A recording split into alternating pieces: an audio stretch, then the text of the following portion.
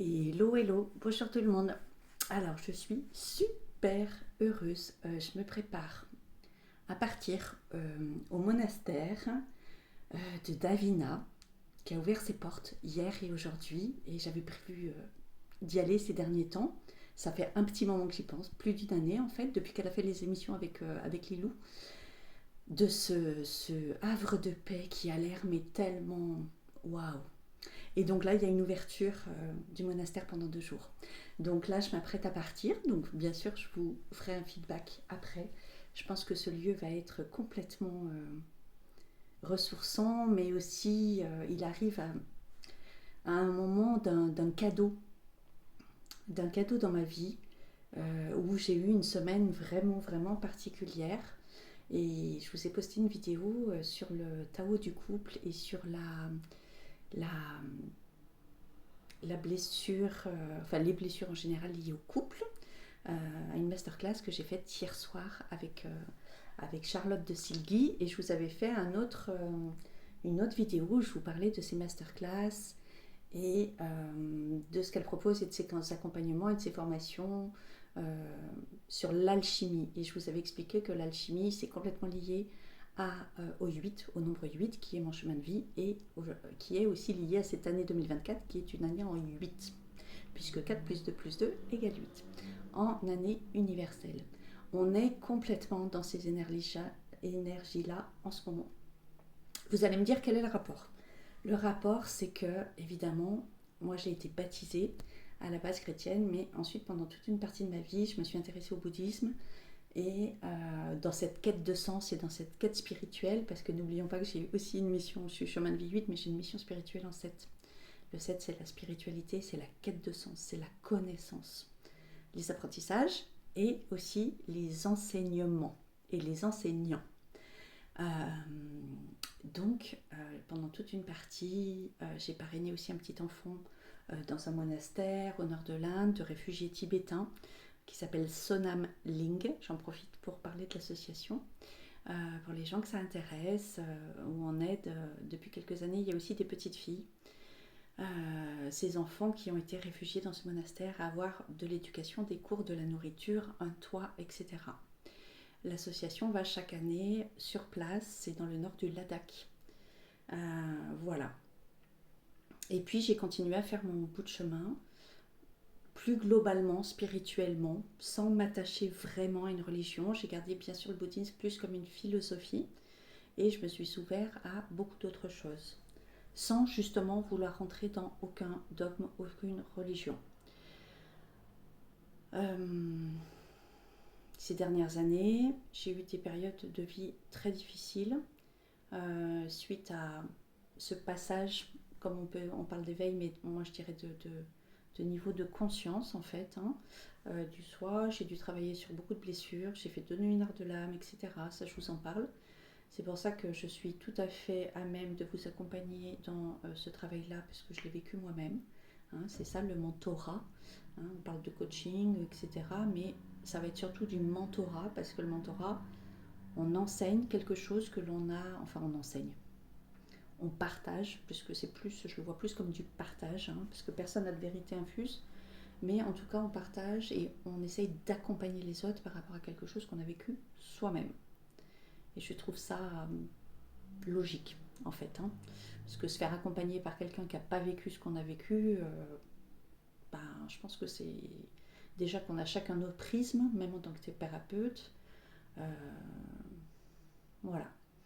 Et alors, quel est le rapport entre tout ça? C'est que hier soir, j'ai eu, ça fait quelque temps, parmi les souffrances que j'ai eues, dans mes nuits noires de l'âme, de quoi j'ai souffert de toutes les blessures, les fameuses 5 blessures dont parle Lise Bourbeau, de l'âme, mais derrière ça, il y a énormément d'autres blessures. Charlotte, elle en a recensé dans son livre jusqu'à 64 dans sa formation, et aussi dans son livre dont je vous avais déjà parlé, Transmuter le plomb en or, ou en trésor, je ne sais plus. L'idée est la même. Et moi, j'ai souffert beaucoup d'une blessure liée au couple, justement. Et je sais que je ne suis pas la seule. Euh, non-reconnaissance. Et je vous en parlerai parce qu'en fait, cette blessure de non-reconnaissance, elle est complètement liée à une à une enfance de surprotection. Alors vous allez me dire, oh, mais oui, et je trouve qu'on n'en parle pas du tout de cette blessure de surprotection de l'enfance, des enfants surprotégés, en général, qui est la conséquence d'un parent qui a un schéma d'attachement stressé-angoissé, ou des deux. Pour ma part, j'ai vécu plutôt la blessure de rejet du côté paternel.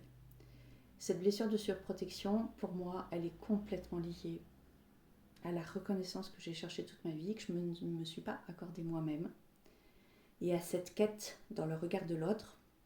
Voilà, j'en viens par rapport au couple, d'un amoureux, d'une autre personne, d'un pilier dans sa vie, qui va te donner ce miroir et cette reconnaissance que tu espères, que tu as tant attendu, en fait, certainement de la part de tes parents en étant enfant. Voilà, donc je vous ferai une vidéo qui parlera un petit peu plus de ça.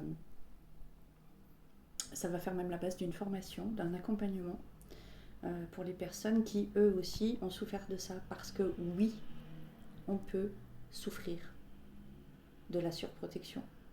Voilà. Et je dirais même que c'est encore plus difficile. Alors, il ne faut pas se hérisser s'il y a des gens qui entendent ça et qui ont vécu des graves traumas dans leur enfance, d'être battus ou d'être violés, etc., dans l'enfance, etc. Mais je comprends, mais la blessure de surprotection, c'est aussi une blessure psychologique dont on ne parle pas, qui t'enlève toutes tes capacités, qui met sur toi un étau d'insécurité, parce que la personne qui t'élève est en insécurité totale. Donc tu as ton système nerveux qui est déréglé depuis la plus tendre enfance. Et tu grandis sans avoir les clés, sans avoir les capacités de rien, en fait. Le problème, c'est que tu es dans le déni, parce que les personnes qui ont vécu des traumas, au moins, elles ont la colère. La colère, parfois, elle est salvatrice dans le sens où elle te permet d'avancer. Le problème, c'est que quand tu as une blessure de surprotection, c'est que tu vis dans le déni, tu es complètement perdu. Tu es perdu et tu sais pas où aller, bien sûr, puisque tu es perdu, et tu n'as aucune ressource, tu n'as aucune clé, tu n'as aucune capacité. Je vous avais déjà raconté que moi j'ai raté 2 fois mon bac. Je n'avais aucune idée pendant des années de qui j'étais, de ce que je voulais, de ce qui m'animait dans la vie, de ce qui me donnait de la joie. Cette blessure, en plus, elle est très très culpabilisante. Parce qu'on se dit, j'ai pas vécu de trauma, j'ai pas été violée, tabassée, machin. Bon, j'ai des parents qui ont eu des gros soucis quand même. Mon père a eu des gros soucis avec l'alcool pendant toute sa vie. C'était une personne hypersensible qui a fait de la dépression. Mais je veux dire, voilà, je suis née en France, je suis pas morte de faim. On était dans une famille quand même assez aisée. Voilà, une petite prison dorée en fait.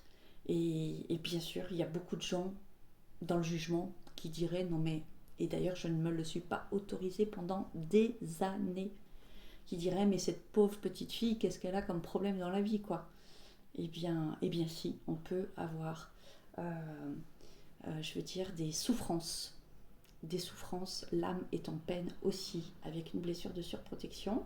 Et c'est quelque chose aujourd'hui que je revendique parce que cette blessure, elle amène énormément de culpabilité en fait. Et comme par hasard, c'est lié à la non-reconnaissance. Voilà.